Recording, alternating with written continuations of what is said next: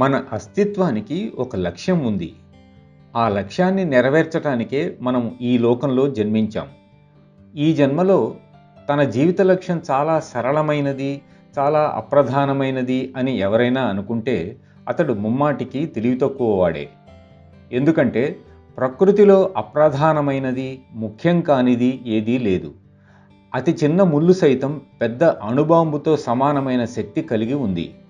కాల్లో ముళ్ళుగుచ్చుకుని చనిపోయిన వారెందరో ఉన్నారు. అతి చిన్న పురుగు సైతం కాలసర్పం అంతటి బలీయమైనది.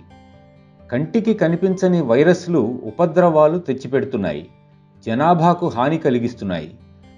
అన్నిటినీ అంతమొందించి తనే చక్రవర్తిగా ఉండాలని మనిషి విశ్వ ప్రయత్నం చేస్తున్నాడు. అయితే ప్రకృతి సమతుల్యతను కోరుకుంటుంది. ఈ సృష్టికర్త, ఈ ప్రకృతి అటువంటి సమతుల్య లోపాన్ని కోరుకుంటాయా?